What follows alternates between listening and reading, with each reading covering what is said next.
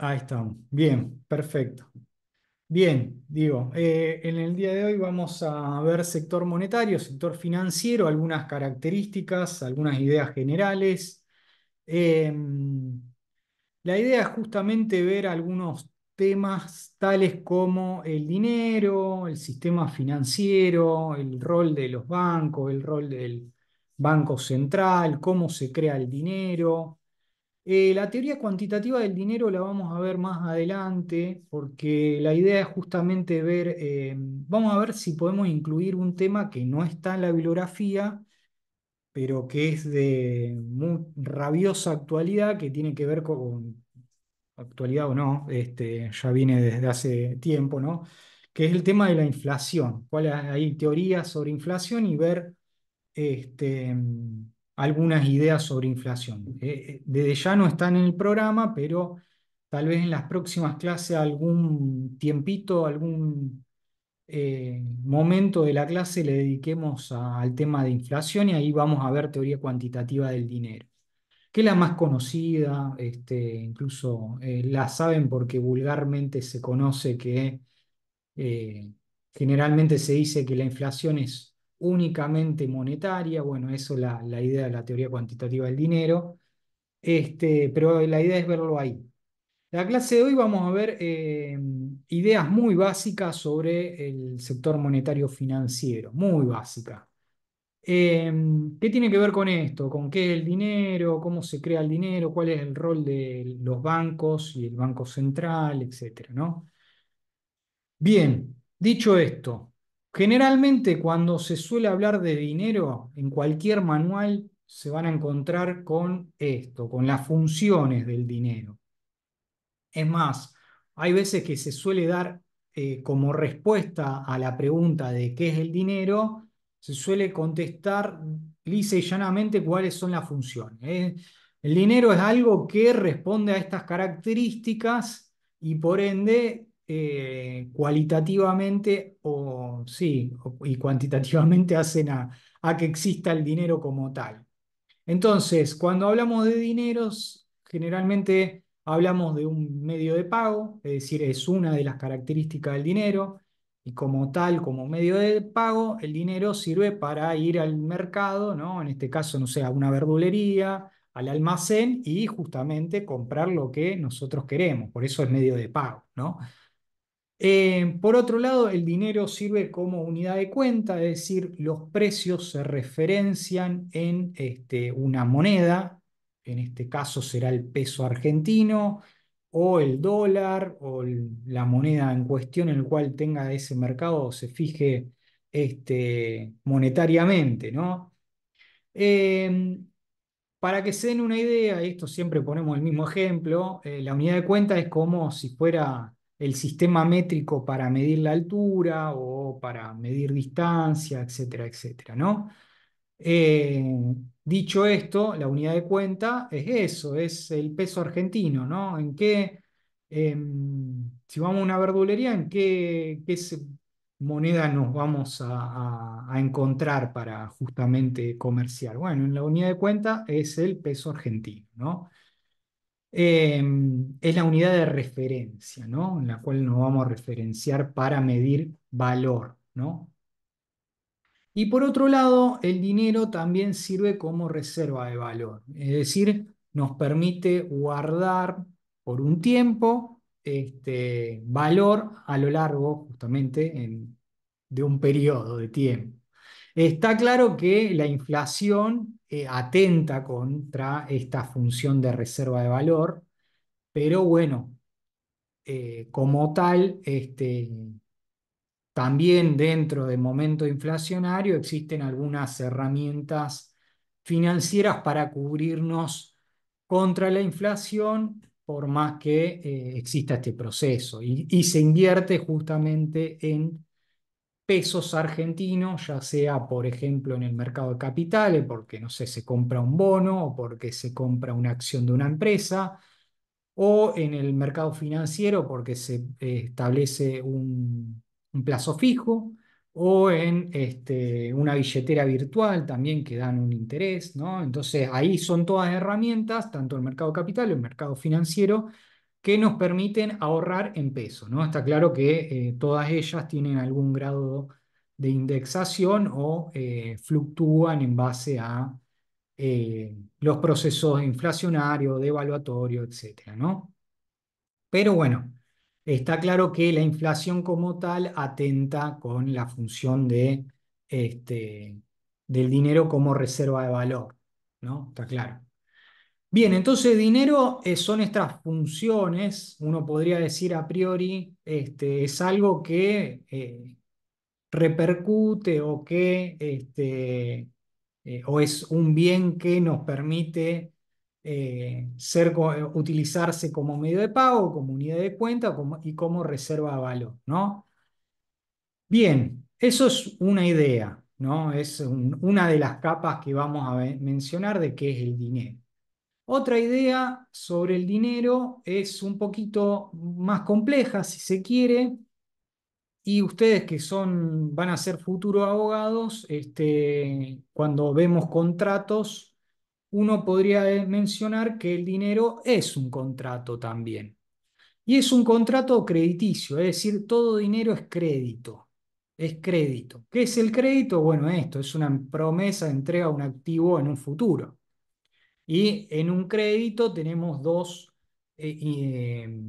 instituciones, ¿no? Como son, o actores, si se quiere, como son, está claro, el deudor y el acreedor. Eso es un crédito, ¿no? Hay una transacción por la cual da origen a una deuda y por ende se constituyen estas dos figuras, ¿no? La de un deudor y la de un acreedor. En el caso del dinero, eh, quien ejerce la figura como deudor es quien emite ese activo. En este caso, por ejemplo, podría ser el Banco Central de la República Argentina. Es decir, el Banco Central es el deudor de todos los pesos, billete, moneda que existen circulando. Por ejemplo, es el deudor, es más, si ustedes se meten en el balance contable del Banco Central, van a ver que la emisión de dinero para el Banco Central es un pasivo, ¿no? Eh, en cambio, para todos los que nos tenemos los pesos físicos, pesos en moneda papel, poseemos un activo, ¿no? Y somos acreedores. Entonces, podríamos mencionar que el dinero es un contrato en el cual se da una transacción entre un deudor y un acreedor, ¿no? Y por ende se constituye una deuda, una creencia, ¿no? Y por ende ¿no? Tenemos este tipo de figura. Vamos a dar un ejemplo para que ustedes me entiendan, que es la siguiente. Que también tiene que ver cómo el dinero se ha consolidado en la edad moderna, digo edad moderna en los últimos 500 años, para que se entienda, eh, que era la siguiente. Por un lado teníamos un banco que era justamente el deudor, y un depositante que era el acreedor. Por ejemplo, si yo, el acreedor, ¿no?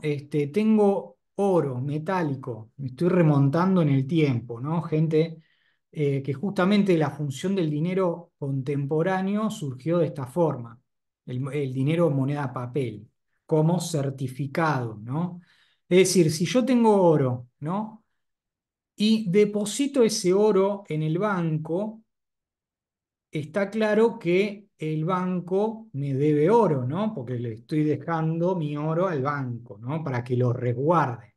A cambio, el banco, como justamente yo deposité oro metálico, el banco me da a mí un certificado de depósito.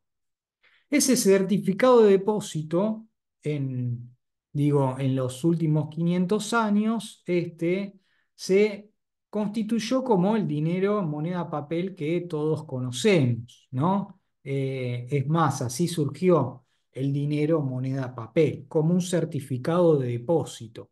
término histórico estoy hablando, ¿no?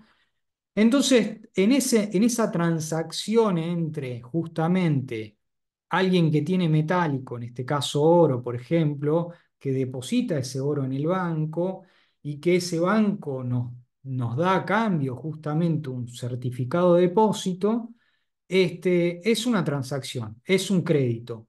¿Por qué? Porque hay una promesa de una entrega de un activo en un futuro, ¿no? Es decir, el banco está obligado que el día de mañana yo voy al banco y retiro mi metálico, ¿no? Me tiene que dar el equivalente al metálico que dice el certificado de depósito. Bueno, en tiempos mucho más contemporáneos, el dinero es algo parecido a esto. Es decir, no dejó de ser un crédito. Siempre lo fue, ¿no? Siempre fue un crédito. Está claro, y acá hago una aclaración, que el crédito actual es inconvertible. El crédito actual es inconvertible. Yo como eh, justamente acreedor de, y por ende poseedor de pesos argentinos, no puedo ir al Banco Central a retirar oro, por ejemplo, o a retirar dólares, por ejemplo. Por ende, y esto ocurre en todos los países del mundo, por ende, las monedas nacionales pasaron a ser inconvertibles de acá hacia unos años. Ahora después esto lo vamos a ver con más detalle, cuando pasaron a ser inconvertibles. Pero debo de mencionar que esto es así en todo el mundo, es decir, todos los bancos centrales emiten moneda inconvertible. Es decir, que los privados no pueden ir a reclamar la reserva de activos, ¿no? Sean oro o moneda extranjera. Bien, hasta acá dijimos dos cuestiones sobre el dinero. Por un lado, dinero como medio de pago, o sea, con las funciones, ¿no? Unidad de cuenta, reserva de valor. Y por otro lado dijimos, bueno, el dinero puede ser entendido en cuanto que es una suerte de crédito entre una transacción entre dos actores económicos. Uno quien emite el activo o el dinero y el otro el que la posee, ¿no? Bien, ¿hasta acá hay alguna duda, comentario? ¿Se va entendiendo? Digo, en este ejemplo de quien posee metálico, oro, y va al banco y lo deposita, ese oro, es más entendible esta función del dinero como crédito. Pero vamos a ver que en general el dinero como crédito es más común que es muy común, es decir, es algo, es más, y hoy por hoy está plagado de, y más hoy por hoy con, con cómo ha devenido justamente el dinero electrónico, etcétera, etcétera, ¿no? Es como, hoy por hoy es lo más común que exista esto, dinero como crédito. Bien, hasta acá se va entendiendo, ¿sí? Más o menos. Sí, profe, se entiende. Sí, Bueno, profe, se entiende. perfecto. Avanzamos. Bien, entonces vamos a mencionar esto. Tenemos una suerte si se quiere, dos tipos de dinero, de monedas, que tienen que ver en cómo se la concibe, ¿no? Como, no es que funciona de esta forma, ¿no? O se la concibe como dinero mercancía o se la concibe como dinero fiduciario. En el sentido de que dinero mercancía en general, y esto se pensaba así, que el dinero tenía eh, valor intrínsecamente. Y claro está, si el dinero el dinero en papel, menciono eso, ¿no? El dinero de esa forma, concebido de esa forma, Más aún si ese dinero o mercancía estaba respaldado por detrás por oro, por plata, ¿no? Por sal, dependiendo en cuándo nos remontemos en la historia, ¿no? Eh, y por ende, digo, tenía un valor intrínseco y esta concepción de dinero mercancía fue bastante común, es decir, los arreglos monetarios del siglo XIX y gran parte del siglo XX, eh, por lo menos institucionalmente,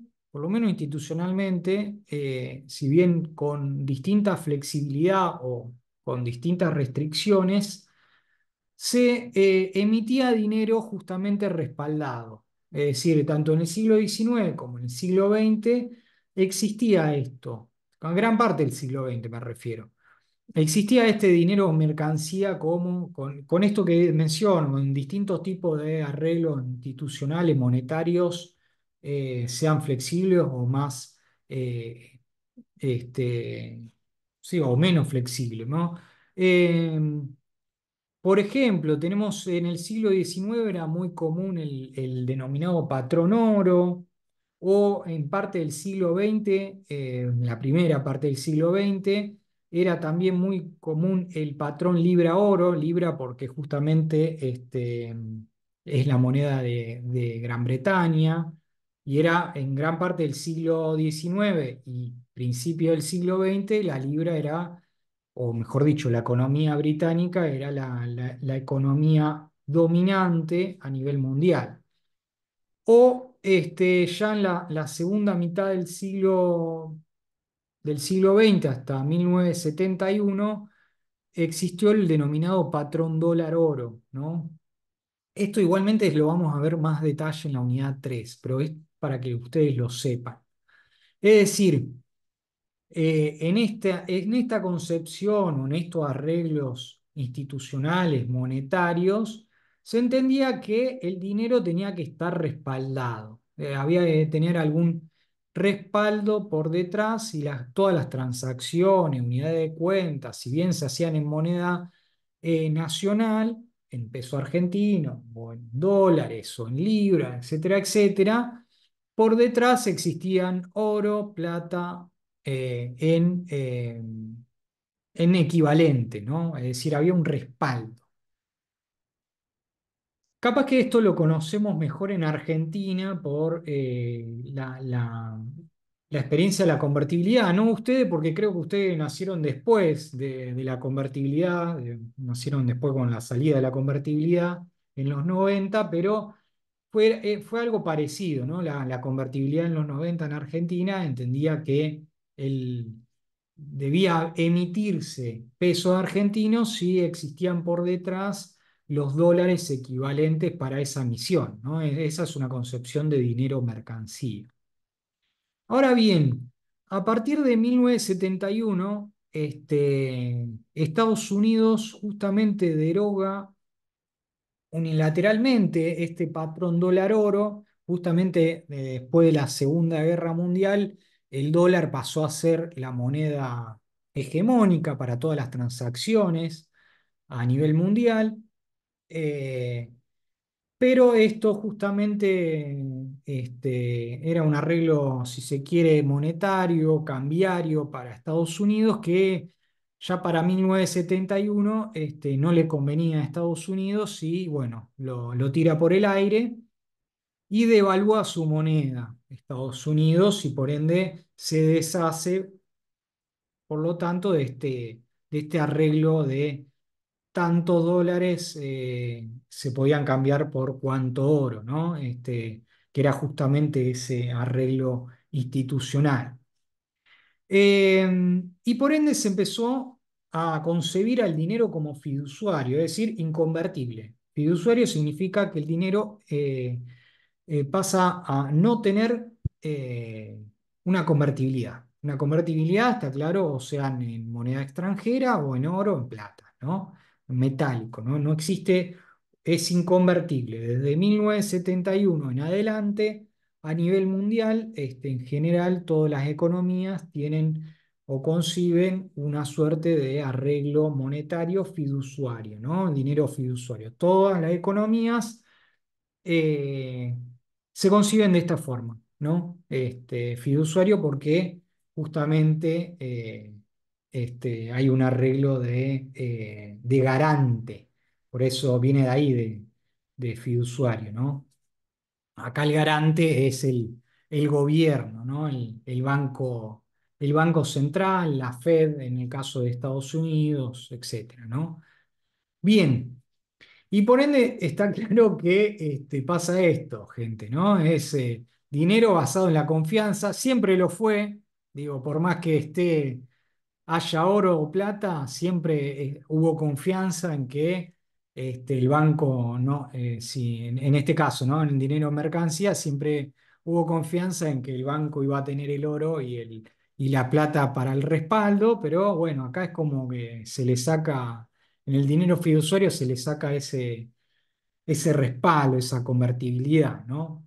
Es decir, es más que nunca se avanza en la confianza. Bien, ¿hasta acá se va entendiendo esto de dinero mercancía, dinero fiduciario?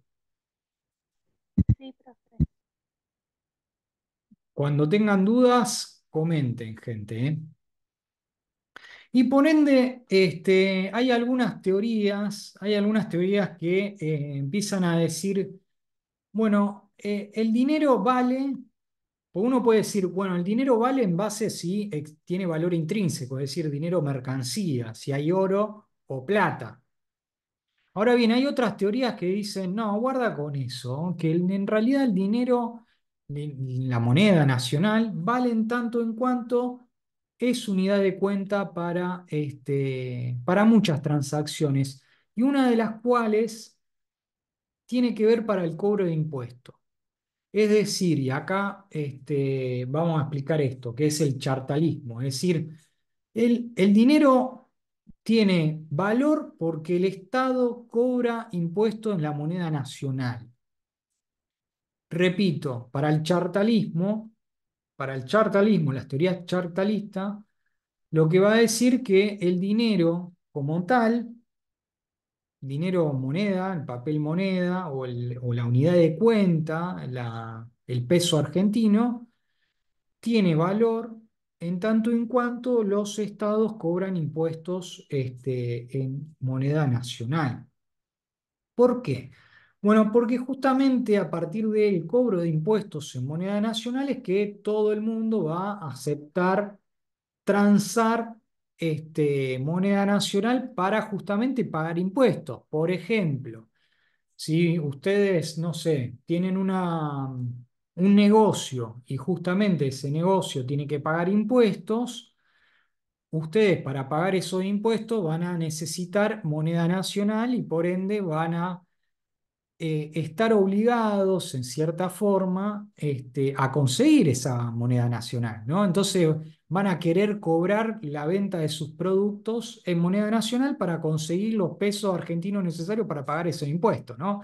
Bueno, esa aceptación como de la unidad de cuenta, es decir, de la moneda nacional, funciona de esta forma, es decir, para los chartalistas, bueno, como el Estado funciona en pesos argentinos y gasta en pesos argentinos, cobran en pesos argentinos, eso hace que gran parte de los particulares del sector privado acepte la moneda nacional para intercambiar entre sí. Es decir, todos los privados realizan transacciones entre sí en moneda nacional para justamente conseguir los pesos necesarios para pagar impuestos, ¿no? Que esta es una idea, bueno, justamente hay que rendir tributos al Estado, necesito conseguir esa moneda nacional, ¿no? Esa moneda en la cual se suele cobrar esos impuestos. Por ejemplo, acá tienen un ejemplo bien rudimentario de la idea bien chartalista, ¿no? Nos dice, vamos siguiendo, un padre le ofrece a su hijo pagarle en papeles hechos con tarjeta de presentación personales a cambio de que realicen tarea del hogar, es decir, un padre a su hijo, ¿no? como poner la mesa, lavar los platos, cortar el césped. Es decir, el padre le da tarjetas personales en caso que hagan estas tareas del hogar, ¿no? Ellos al principio se niegan, puesto que no encuentran ningún motivo para aceptar esa tarjeta a cambio de tiempo de trabajo. Entonces el padre establece que por semana están obligados a pagarle, es decir, los hijos le están obligados a pagarle al padre 10 tarjetas a modo de impuestos. Si llegado el fin de semana no le entregan las 10 tarjetas, reciben un castigo, que es lo mismo que pasa si uno no paga los impuestos. Esto lo mencionamos cuando vimos sector público. Los impuestos son una obligación del contribuyente, ¿no? Como tal, es una obligación del contribuyente, ¿no? Que no tiene contraprestación, recuerden eso, ¿no? Bueno, dice, entonces sí, empezaron justamente a aceptar las tareas a cambio de un pago en tarjeta. Incluso los hijos empezaron a intercambiar entre sí tarjetas por justamente tareas.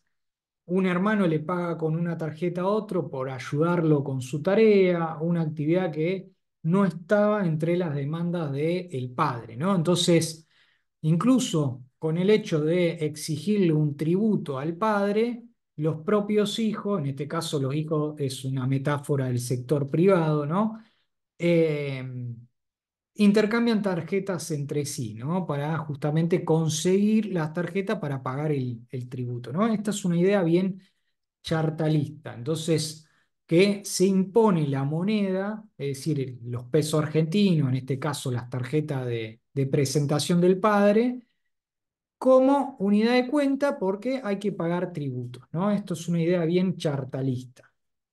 Entonces tenemos una concepción de que el dinero vale en cuanto justamente dinero mercancía, porque detrás hay oro o hay plata, o tenemos una idea bien, si queremos, bien chartalista de que el dinero vale porque ahí existe un Estado fuerte que impone justamente sus reglas y por ende impone sus tributos, ¿no?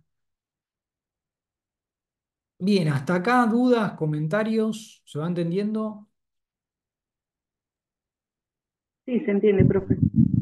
Profe, una pregunta. Sí, Entonces, ¿la tarjeta de presentación hace referencia al dinero? claro, exactamente, Cintia, exactamente. Hace referencia al dinero porque justamente el padre impone un impuesto en tarjeta de presentación y justamente los hijos, que en esta metáfora son este, los privados, intercambian tarjetas justamente para conseguir el objetivo que es pagarle el tributo al padre, ¿no? Bien, vamos a ver un poco esquemáticamente cuál es la función de los bancos. ¿Cuál es la función de los bancos? Los bancos, me refiero a los bancos privados en este caso, y vamos a empezar a entender un poco cómo ganan plata los bancos. ¿Cuál es la función del banco? Bueno, por un lado tenemos los ahorristas, por ejemplo, hogares, empresas, que justamente o son hogares que tienen ahorro o empresas que tienen ganancia, excedente y por ende también ahorran, llevan ese dinero a los bancos y los bancos con justamente ese dinero le prestan a o bien a otros hogares o otras empresas que justamente necesitan de ese crédito. Entonces acá ya tenemos dos ideas, ¿no? Una que tiene que ver con los depósitos y otra con el crédito. Que el crédito es una palabra esencial porque justamente habíamos dicho, y esto lo vamos a desarrollar un poquito con más detalle a continuación, pero es una idea clave porque habíamos dicho que el dinero es crédito, ¿no? Eh, Dicho esto, entonces, tenemos una idea bien simple de que la función de los bancos es justamente eh, captar depósitos y a partir de esa captación de depósitos otorgan créditos a otros hogares, otras empresas que, por ejemplo, necesitan invertir en bienes de capital o que necesitan un crédito hipotecario o cubrir su consumo, por ejemplo, comprarse un auto, un lavarropa, etcétera, etcétera, ¿no? Bien, ¿cómo ganan plata los bancos?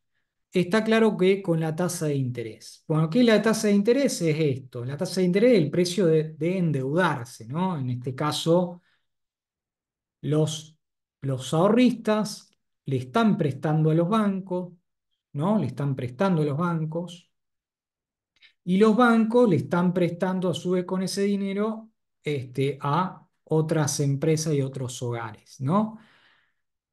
En el caso de los ahorristas que depositan al banco, estos ahorristas reciben una tasa de interés, por ejemplo, un plazo fijo, ¿no? Que es el instrumento más común. Es decir, los hogares y las empresas que depositan en los bancos reciben un rendimiento financiero. En este caso, se lo suele llamar tasa de interés pasiva. ¿Por qué pasiva? Porque justamente para los bancos ese depósito de estos hogares y empresas constituye un pasivo, una obligación, ¿no? Una obligación. Es decir, para los bancos es una obligación justamente tener los depósitos cuando estos hogares e empresas necesiten de esos depósitos, justamente. Cuando vengan a buscarlo, los bancos se los tienen que dar. Por ende, es un pasivo, es una obligación. Y por el otro lado, los bancos con ese dinero que se ha depositado, prestan a los hogares o a las empresas. Y a partir de ahí cobran una tasa de interés activa, es decir, estos hogares y estas empresas le pagan a los bancos una tasa de interés. Entonces, la ganancia de los bancos se constituye por la diferencia entre la tasa de interés activa menos la pasiva. La tasa de interés activa es justamente porque para el banco estos créditos que está otorgando a estos hogares es un activo, es un derecho, ¿no? Entonces, en términos contractuales. Entonces se lo denomina tasa de interés activa. Entonces la ganancia de los bancos es justamente esto, hacer un diferencial, cobrar una tasa de interés más activa, más alta que la tasa de interés pasiva, ¿no? Es decir, a los ahorristas se le paga una tasa de interés menor a lo que las empresas y hogares le pagan a los bancos en créditos, en crédito hipotecario, etcétera, etcétera, ¿no? Esa es función de los bancos, si se quiere, muy rudimentaria. Debo decirle que hoy por hoy los bancos tienen más funciones que estas, ganan plata más allá de esta función, de esta diferencia entre la tasa de interés activa y tasa de interés pasiva. Muchos bancos son este, una financiera, si se quiere también. Hay activos y intervienen en el mercado de capitales con acciones, con tenencia de acciones, con tenencia de bonos del Estado y ganan también por ahí. Es decir, eh, los bancos son un poco más complejos hoy por hoy. Pero bueno, generalmente se suele esquematizar de esta forma. Ahora bien, después lo vamos a complejizar a esta idea. Es decir, porque acá lo que estamos diciendo es que los bancos para prestar tienen que tener un depósito de los hogares y las empresas que justamente les sobran, ¿no? Este dinero. Y la verdad que no es tan así. No es tan así, se los presento como algo esquemático, si se quiere, pero no es tan así. Ahora después lo vamos a ver con un poquito más de detalle. Bien, hasta acá, ¿se entiende? ¿Dudas? ¿Comentarios? ¿Sí? ¿Vamos entendiendo? Es bastante simple, es bastante simple, pero es la idea de la función de los bancos comerciales, los bancos privados. Bien. ¿Cuáles son las funciones del Banco Central? Porque antes habíamos mencionado las de los bancos privados barra comerciales, por ejemplo, digo, entre bancos privados barra comerciales, incluimos al Banco Nación, que es un banco estatal, ¿no? De propiedad del Estado. Ahora bien, el Banco Central tiene muchas funciones, muchísimas funciones. Debo decir que el sistema financiero es uno de los sistemas más regulados, y justamente detrás de esa regulación está el Banco Central. El Banco Central es el que controla que funcione adecuadamente el sistema bancario y financiero. Entonces tiene mucha responsabilidad el Banco Central. Dicho esto, por ejemplo, una de las funciones, acá es la más conocida, claro está, es la de emitir dinero. Emite dinero eh, justamente en base a algunas, posee una carta orgánica el Banco Central de la República Argentina, este BCRA es el Banco Central de la República Argentina, que justamente emite dinero con la finalidad de promover y justamente tener, o que exista, mejor dicho, ¿no? Promueve la actividad económica el Banco Central a través de esa emisión de moneda, pero también la de la estabilidad monetaria, estabilidad financiera, es decir, que no haya crisis financiera, a eso se refiere con estabilidad financiera o monetaria. Promover el empleo, el crecimiento del empleo y el desarrollo económico con equidad social.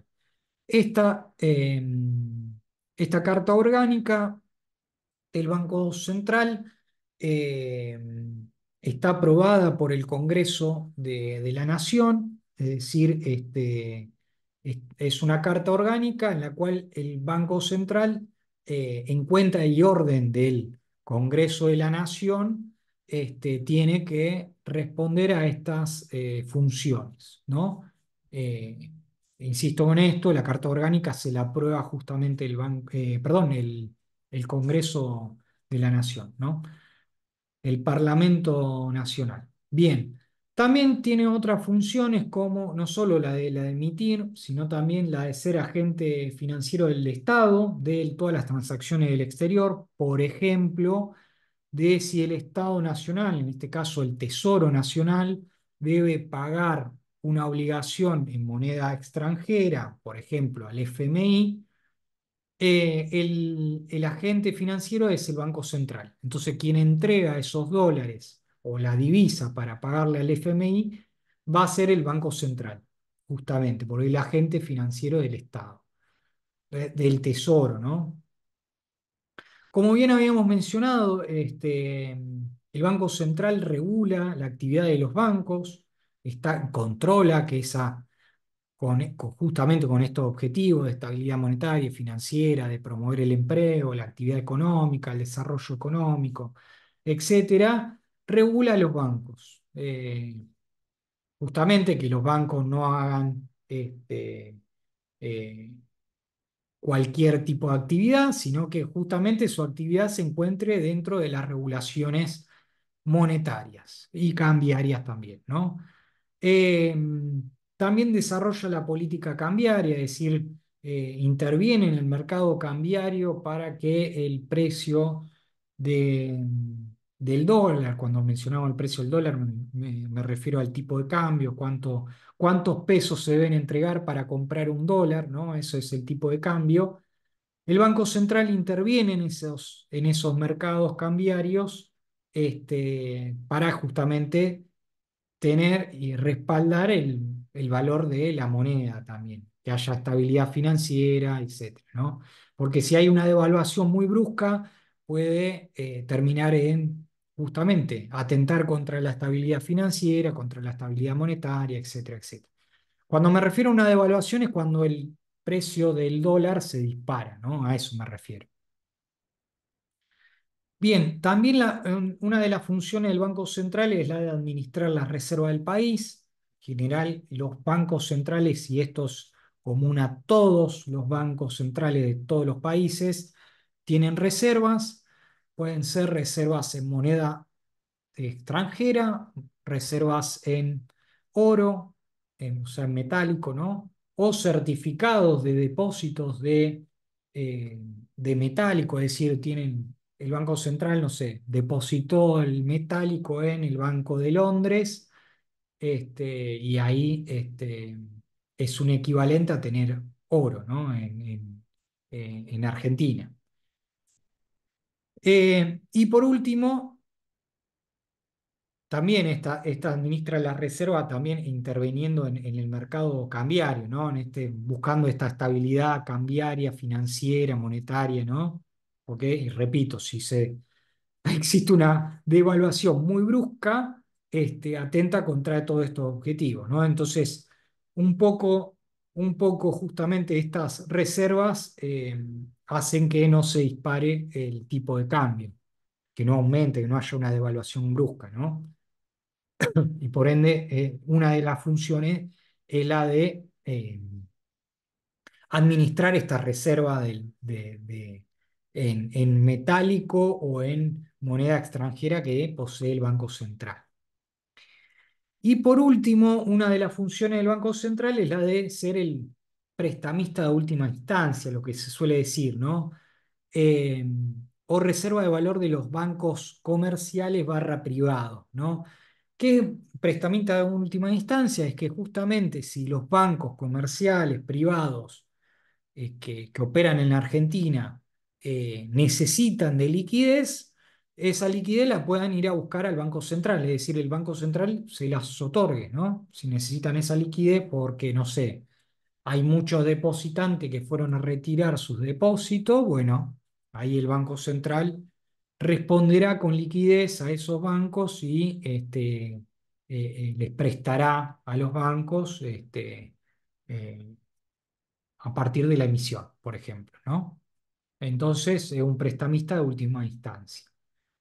Y insisto en esto, para que si los bancos se quedan sin dinero, sin crédito, de nuevo, eso atenta con la estabilidad financiera, monetaria, contra el empleo, ¿no? Porque se necesita crédito para que funcione la actividad económica, etcétera, ¿no? Entonces, el Banco Central otorga ese crédito, esa liquidez, a través de ser prestamista de última instancia.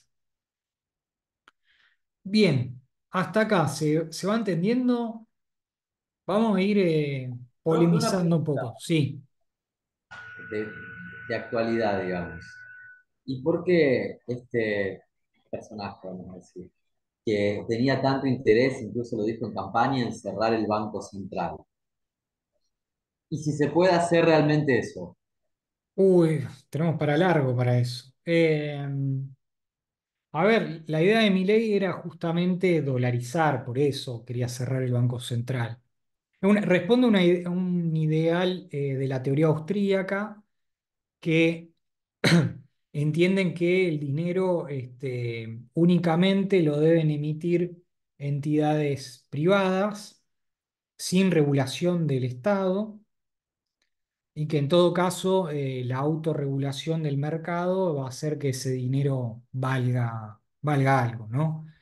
En este caso, esta idea austríaca en un país periférico como la Argentina se reflejan en que adoptemos una moneda extranjera y eliminemos eh, al Banco Central.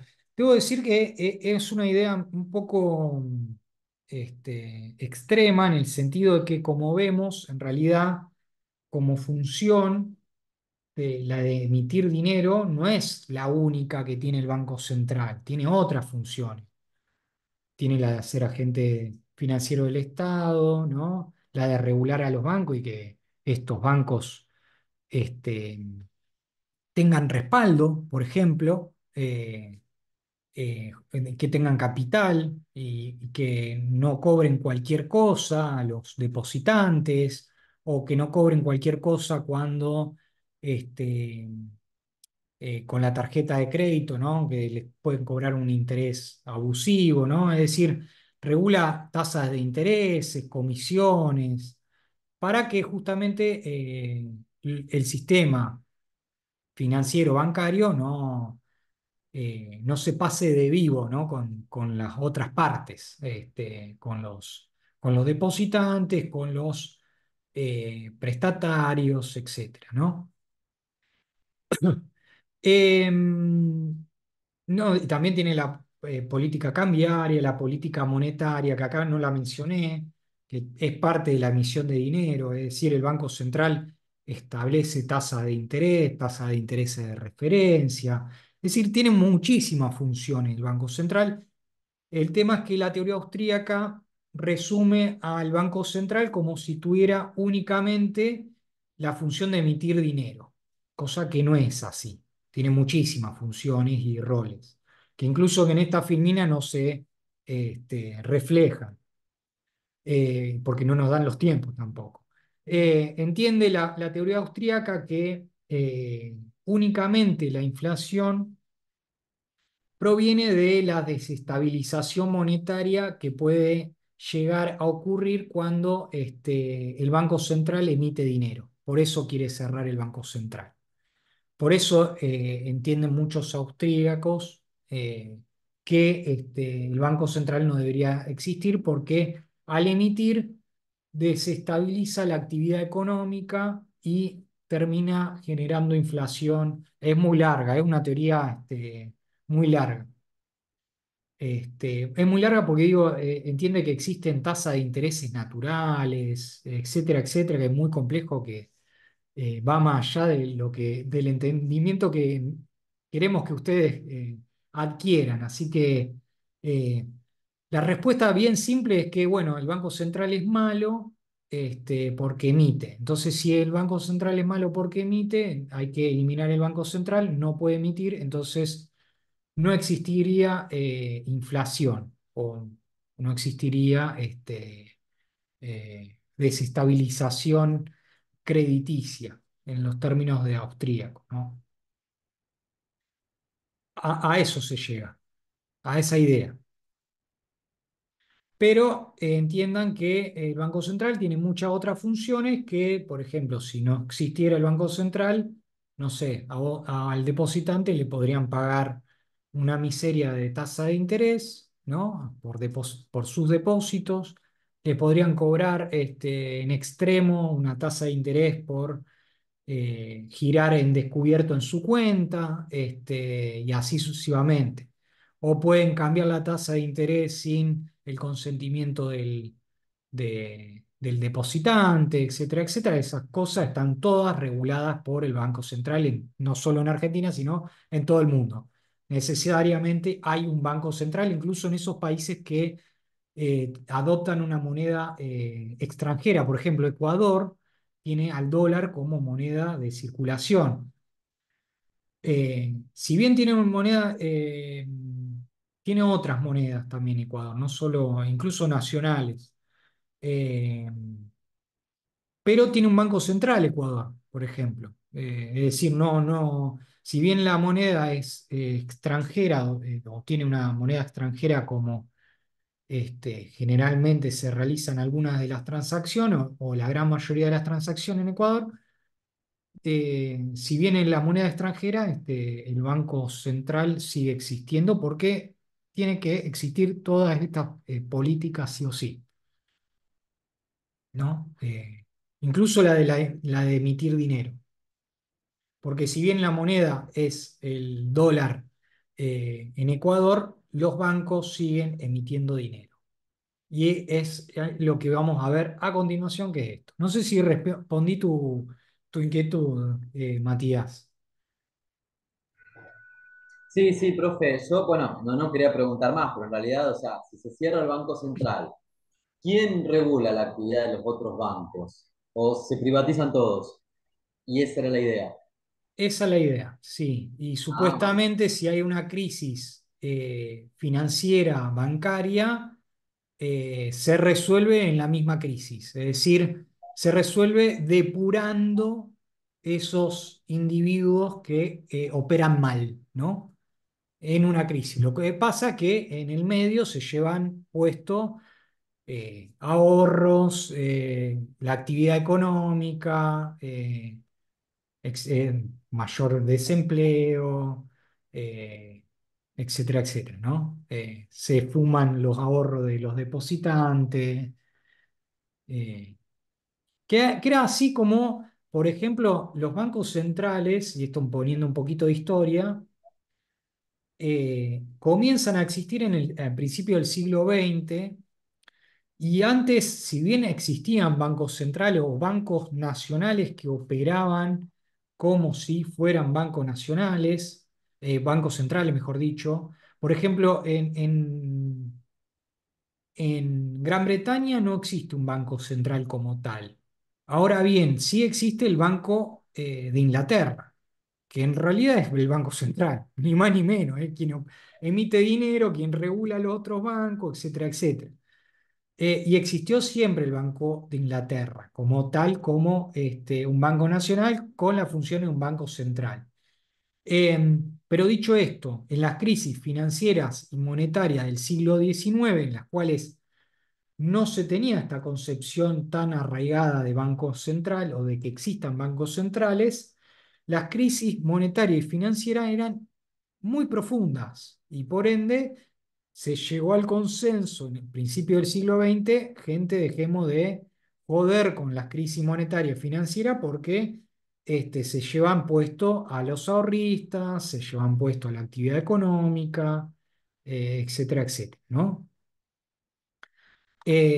Por eso todo el mundo, en todo el mundo, incluso en Europa, en Estados Unidos, Japón, todos los países grandes tienen bancos centrales y tienen bancos nacionales. Incluso por más que el Banco Central Europeo centralice algunas de las funciones, de estas funciones, y por ende España o Francia, este, centralicen esa función en el Banco Central Europeo, a su vez Francia, España tienen bancos nacionales que, que tienen alguna de estas funciones, ¿no? Que siguen regulando la actividad de los bancos, que siguen teniendo cierta autonomía cambiaria, siguen teniendo, administran reserva, etcétera, etcétera, ¿no?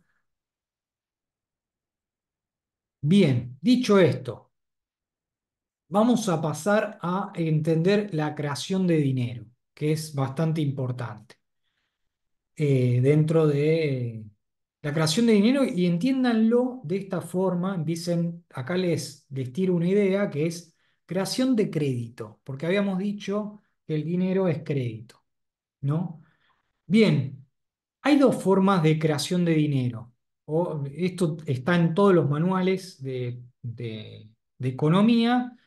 Una de las formas es la creación primaria, que es la más conocida de todas, que tiene que ver con que el Estado, a través del Banco Central, crea dinero y crea crédito, ¿no? En ese sentido. Es decir, crea dinero en moneda, en billete y moneda, ¿no? El crédito en circulación.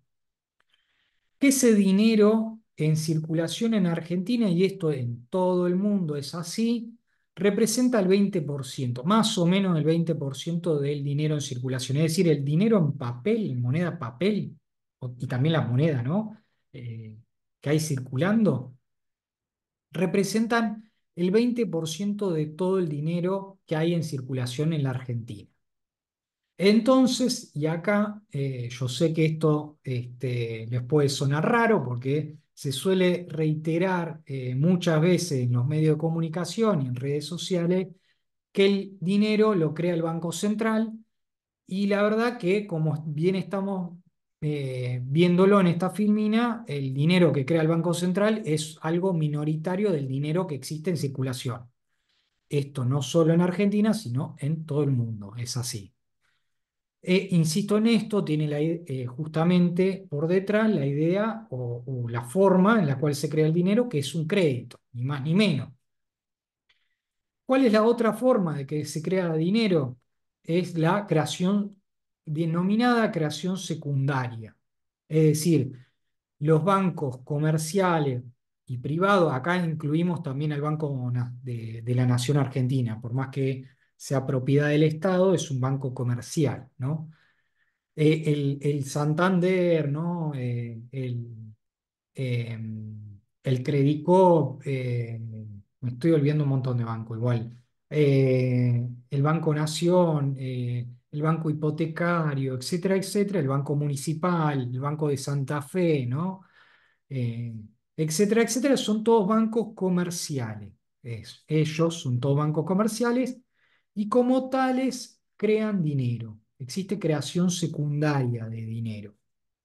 ¿Y para qué? Y por ende, como crean dinero, otorgan créditos y este representa el 80% del dinero en circulación, insisto, tanto en Argentina como en el resto del mundo. Van a variar los porcentajes, ¿no? Pero suelen ser más o menos de esta forma, ¿no? Insisto en esto, hoy por hoy el dinero lo pueden ver de distintas formas, esta creación de secundaria como un asiento, un mero asiento contable o algo un poquito más actual como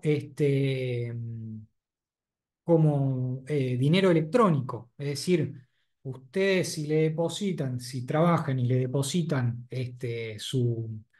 su sueldo en el banco, ¿no? Ese dinero no es que en tanto en cuanto no vayan al banco, no sé, le depositan en el Santander su sueldo, en tanto en cuanto ustedes no vayan el primero de cada mes a retirar su sueldo enteramente y hacerse de ese dinero en papel y moneda, ese dinero es dinero electrónico, porque es un asiento contable, si lo quieren ver. Es decir, y si tienen una app, ¿no? Que se fijan ustedes en la app que le dice, ustedes tienen, no sé, 20.000 pesos. Ese 20.000 pesos que ven en la app de las billeteras virtuales, es también eso, un dinero electrónico, un dinero, un asiento contable.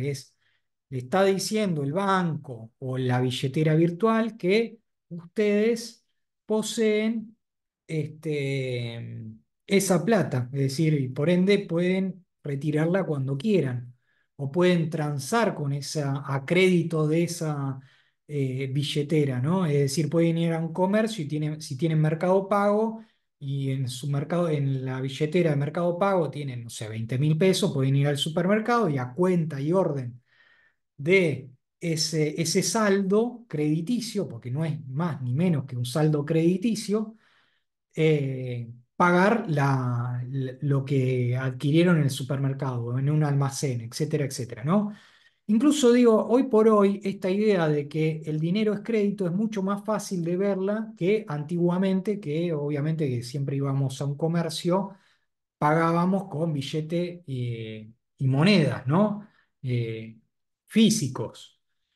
Hoy por hoy no, hoy por hoy prácticamente pagamos con tarjeta de débito, tarjeta de crédito, con billeteras virtuales, es decir, todo eso es dinero como crédito, ¿no? Está funcionando esa idea por detrás, o esa función eh, o ese arreglo crediticio, porque si ustedes quieren, por ejemplo, tienen en Mercado Pago 20.000 pesos y quieren hacerse con esos 20.000 pesos, van justamente a un comercio y retiran esos 20.000 pesos. Hay una existe esto, gente, ni más ni menos. Es decir, Mercado Pago es deudor y ustedes que tienen Mercado Pago 20.000 pesos son acreedores, es de Mercado Pago, ¿no? Si usted hay una transacción en el medio, a cuenta y orden de que ustedes tienen pesos argentinos, ¿no? Y el bien que se va, la promesa a entregar a futuro es justamente esos pesos. Y con ese crédito que se ha creado en esta transacción, que ustedes abren la aplicación y le dicen tienen saldo por 20.000 pesos, a cuenta y orden de esa transacción, de ese crédito, van y compran en un comercio, ¿no? Digo, hoy por hoy esta visión de el dinero como crédito, con el saldo, este, es justamente lo más habitual, es lo más habitual que existe. Entonces, digo, esta creación secundaria la realizan los bancos comerciales. Es decir, los bancos comerciales, el Santander, el banco privado, ¿no? Santander, el Credicop, etcétera, etcétera, o el Banco Nación de la Argentina, eh, crean dinero también, otorgan crédito. Digo, y ahora lo vamos a ir ajustando esta idea, vamos a ver cómo crean crédito, cómo crean dinero los bancos comerciales, ¿no? Pero mencionar esto, hay una creación secundaria que es muy mayoritaria, ese dinero, ese crédito que se está creando, muy mayoritaria en la economía. Y en toda la economía generalmente es así. Dicho esto, en caso de que este crédito que han creado los bancos comerciales necesiten en físico el papel o moneda, van y se lo piden al Banco Central. ¿Por qué? Porque es prestamista de última instancia, ¿no? En caso de que estos bancos comerciales hayan creado mucho dinero y vengan justamente depositantes a retirar esos depósitos, estos bancos comerciales, bueno, le van a decir al Banco Central, necesito que me des un préstamo, que crees dinero a través de un préstamo, justamente, le van a decir al Banco Central, el Banco Central le va a dar un préstamo a estos bancos comerciales y los bancos comerciales se van a hacer de liquidez, ¿no? Van a tener dinero físico creado por el Banco Central. En tanto en cuanto eso no ocurra, existirá creación secundaria, es decir, estos bancos crean dinero, estos bancos comerciales crean dinero y ese crédito va circulando en la economía en la forma de que sean, ¿no? La forma de crédito, de tarjeta de débito, tarjeta de crédito, saldos en billeteras virtuales, etcétera, etcétera. Bien, hasta acá, ¿se entiende esta idea? Ahora lo vamos a ir ajustando un poquito con más detalle para que ustedes lo vayan entendiendo. Pero sí mencionarle esto, porque yo sé que les suele sonar extraño, porque vulgarmente se suele decir, bueno, el Banco Central es el único que crea dinero y la verdad que no es así. El dinero también es creado por los bancos comerciales, por cualquier banco comercial. Bien, hasta acá se entiende, no se entiende, es muy complejo. Vamos, no tienen respuestas. Sí, se entiende. Bien. Fue medio confuso al principio, pero se entiende. Sí, a ver, Sí, profe, se entiende re bien. vamos a dar una... porque detrás de esto hay teoría. Igualmente, más allá de la teoría, si ustedes abren un balance contable de un banco comercial o un banco del Banco Nación o del Banco Central, se van a encontrar con algunas ideas, que son las siguientes. Digo, hay una teoría, la teoría ortodoxa en general suele decir, bueno, para que exista crédito, para que los bancos otorguen crédito, que era lo que yo le había mencionado en esto al principio, ¿no? Cuando habíamos mencionado las funciones de los bancos comerciales. Para que exista crédito tiene que haber depósito. Y la verdad que esa es una teoría, digo, es una teoría ortodoxa. Ahora bien, la realidad, debo insistir, y acá se parece mucho más a lo que dicen las teorías heterodoxas. ¿Por qué? Porque las teorías heterodoxas en general suelen decir, es decir, media biblioteca te va a decir esto, que para que exista crédito tiene que haber depósitos y las economías en general tienen que funcionar así, porque si no funciona así, por ejemplo, la teoría austríaca dice esto, si se crea más crédito de los depósitos, hay un problema, puede haber una crisis económica, desestabilización, etcétera, etcétera, ¿no? Eso lo puede decir la teoría austríaca más ortodoxa. Ahora bien, la teoría heterodoxas dicen algo totalmente distinto, que es no se necesitan depósitos para que exista créditos. Los bancos generalmente crean crédito, lo crean de la nada, gente, así, lisa y llanamente, de la nada, porque es un asiento contable. Porque el crédito se sustenta en tanto en cuanto exista, uno, confianza, claro está, y dos, un capital que los solvente, ¿no?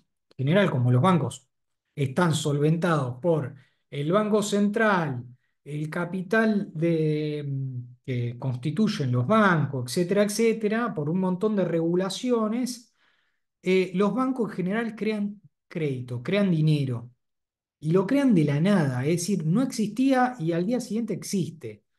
Eh, es decir, por ende, los bancos no es que van a esperar a que llegue un depósito para justamente otorgar un crédito. Es decir, no van a esperar a que le deposite Susanita para otorgarle un préstamo a Juancito, ¿no? Directamente le van a otorgar, le van a abrir un depósito a Juancito, que era el quien necesitaba ese crédito, y le van a dar ese depósito en cuanto crédito, ¿no? Es decir, van a crear dinero. Es decir, por ejemplo, uno va al banco y pide un crédito, el banco va a abrir un depósito equivalente al préstamo que nos otorgan. Y ese crédito lo va a crear de la nada, no existe sustento. Ahora bien, sí debo decir que eh, tiene que ser virtuoso esa creación. ¿A qué me refiero con virtuoso? Me refiero a que a quien le presta el banco no le tienen que prestar a un insolvente, a una persona que después no le va a devolver ese préstamo, porque si bien crea de la nada, ese crédito de la nada eh, luego tiene que rendir, ¿no? Y por ende, esto que menciona las teorías heterodoxas, que no hace falta un depósito para que los bancos otorguen crédito, es cierto en tanto en cuanto la actividad económica sea virtuosa o la actividad financiera sea virtuosa. Para eso está el respaldo de las regulaciones, es decir, los bancos no le van a prestar a gente que no tienen garantías o que saben que no le van a poder devolver el préstamo o que van a entrar en morosidad, porque justamente esa creación de dinero va a hacer que no sea sustentable a lo largo del tiempo. Es algo así como que la rueda siga, ¿no? Girando, que la confianza siga girando. En tanto en cuanto la rueda económica siga girando y exista virtuosismo en esa creación de dinero, en ese crédito creado, me refiero en tanto en cuanto los bancos creen ese dinero, se lo presten a, no sé, a un comerciante, ese comerciante abra un almacén, ese almacén justamente detrás exista ventas y esas ventas hacen que se pueda pagar el crédito, esa rueda va a seguir girando o que el banco le preste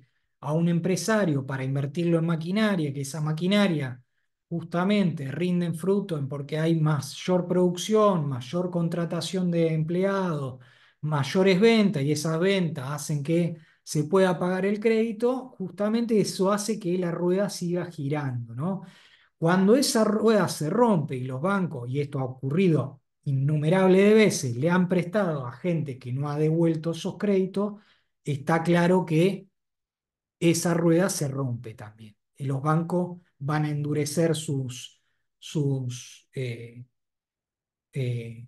sus créditos. Si antes eran muy laxos esos requisitos de créditos, lo van a endurecer, etcétera, etcétera, ¿no?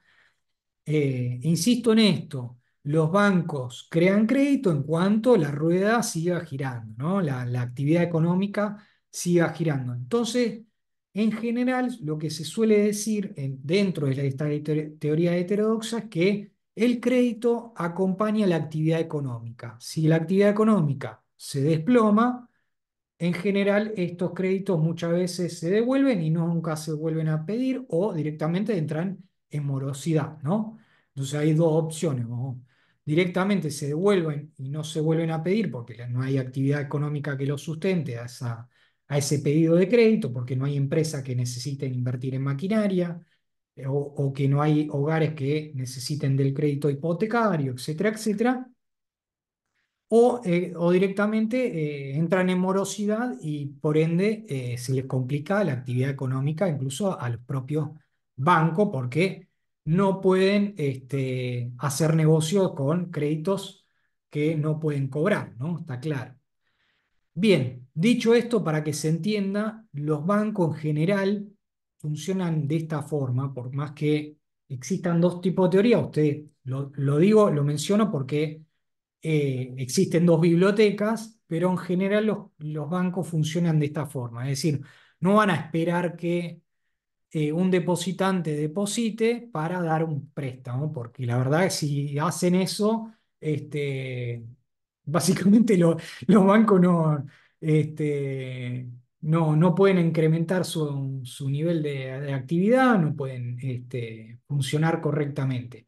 Ahora bien, justamente la regulación de la actividad económica, que por detrás hay un banco central que está regulando constantemente los créditos otorgados, hacen que esos créditos sean justamente a una actividad económica que se sustente, ¿no? Que se sustente, que sean créditos que tengan garantía, ya sean garantías en el caso de hipotecario la casa o garantías en el caso si se presta a un empresario que exista garantía la empresa, el capital de la empresa, etcétera, etcétera, ¿no? Bien, hasta acá comentarios. Y ya entramos en la última idea que vamos a mencionar en la clase de hoy. Hasta acá, comentarios, sugerencias, preguntas. ¿Se va Profe, a mí me entendiendo? quedó si ¿Sí? liquidez significa dinero físico. No necesariamente. Liquidez me refiero a cualquier forma. Liquidez me refiero a que puede ser dinero físico, puede ser crédito, que, que sea algo parecido a la liquidez, refiere a lo más parecido al dinero físico, sí, es lo más parecido al dinero físico. Pero no necesariamente que un banco tenga liquidez significa que tenga dinero físico, sino también puede tener crédito, que ese crédito se pueda luego transformar en dinero físico, fácilmente transformar en dinero físico. Eh, y cuando hablo de crédito me refiero a saldo, ¿no? A este saldo que habíamos mencionado en las billeteras virtuales, ¿no? Bueno, los bancos también. Ese saldo es un asiento contable, ni más ni menos, ¿no? Eh, y por ende, por detrás hay confianza de que ese saldo se va a respaldar, ¿no? Bien, vamos a mencionar esta idea, que es, o esta idea no, una regulación, que son los encajes bancarios. Los encajes bancarios suelen ser exigidos por los bancos centrales a todos los bancos privados, y tienen la idea de justamente que una parte del depósito sean guardados en el Banco Central. Es decir, que una parte de los depósitos de los depositantes, de todos los ahorristas, sean personas físicas, jurídicas, una parte sea depositado en el Banco Central. Está bien, a cuenta y orden para el Banco Central es un pasivo esos depósitos. Eh, ¿Para qué? Es decir, para que sean inmovilizados, es decir, esos depósitos que son, esa proporción de depósitos son guardados en el Banco Central, son inmovilizados en el Banco Central, ¿no? Y no se prestan, por ende no se prestan. ¿Por qué? ¿Cuál es la idea? Bueno, la idea es justamente si todos los depositantes van al banco comercial, al banco privado, ¿no? Este, a retirar su depósito, este, justamente ese encaje bancario sustente ese retiro de depósito. En general es una proporción. eh, los bancos los bancos privados están obligados justamente a que guardar una parte de esos depósitos en el Banco Central. Y hay un eventual, ante un caso, por ejemplo, de lo que se denomina una corrida bancaria. Una corrida bancaria es cuando todos los depositantes van al banco comercial y retiran sus depósitos, ¿no? En ese eventual, justamente tengan estos bancos privados esa liquidez. Responda el Banco Central con esa liquidez, con ese encaje, ¿no? Y puedan hacerse de sus depósitos ante esa eventualidad, ¿no? Entonces, en general, una parte de los depósitos de los ahorristas son guardados en el Banco Central. Dicho esto, hay una idea que ahora la vamos a ver con un videíto, que es lo último que vamos a ver hoy, que es la de multiplicador bancario. Que el multiplicador bancario no es ni más ni menos que la creación de dinero de los bancos, o una parte de la creación de dinero de los bancos, ¿no? Eh, ¿A qué responde? La idea del multiplicador bancario responde a que si existe un depósito en un banco, se crean en el sistema financiero mayor dinero del depósito, del primer depósito realizado en un banco, ¿no? Por ejemplo, ¿qué es la idea que tiene por detrás de la creación de dinero secundario, ¿no? De dinero de los bancos.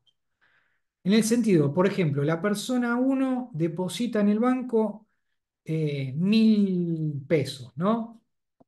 Esos 1.000 pesos tienen como encaje el 20%, entonces de los 1.000 se guardan en el Banco Central 200 y por ende el banco en cuestión al cual se le hizo ese depósito tiene 800 pesos para prestar, ¿no?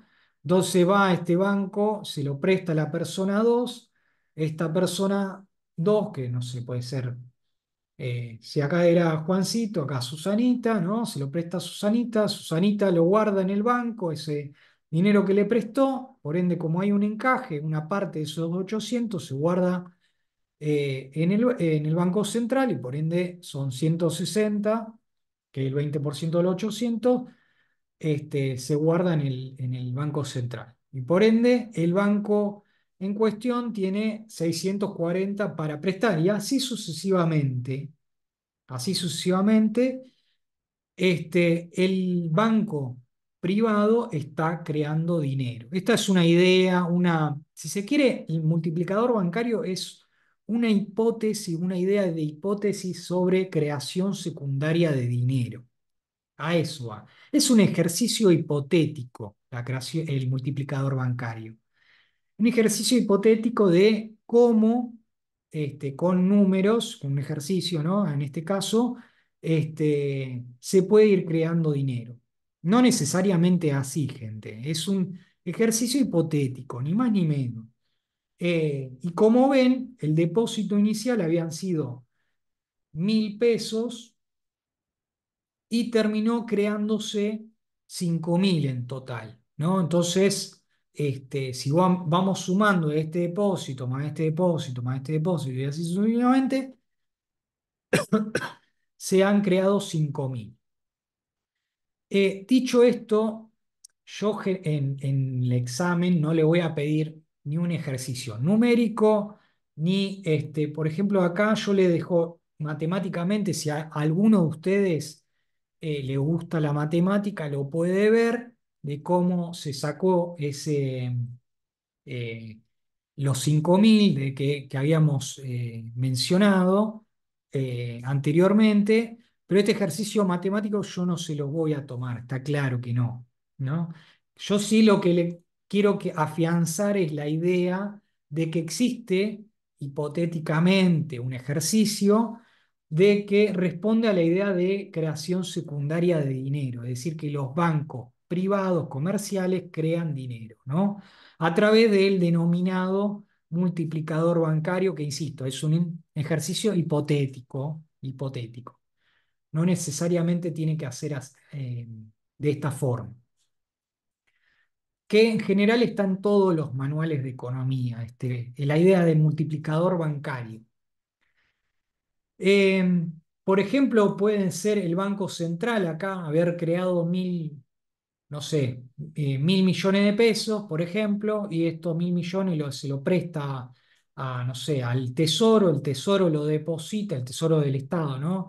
Lo deposita en un banco, el banco en cuestión, un banco privado me refiero, en el Banco Nación, por ejemplo, que el Banco Nación es el, el tesoro de, perdón, es el agente financiero del Estado para las transacciones internas, para la externa es el Banco Central. Por ejemplo, el Tesoro tiene 1.000 millones de pesos que creó el Banco Central, ¿no? Lo deposita en el Banco Nación una parte lo guarda en el encaje, ¿no? Esto es hipotéticamente cómo podrían crear dinero los bancos a partir de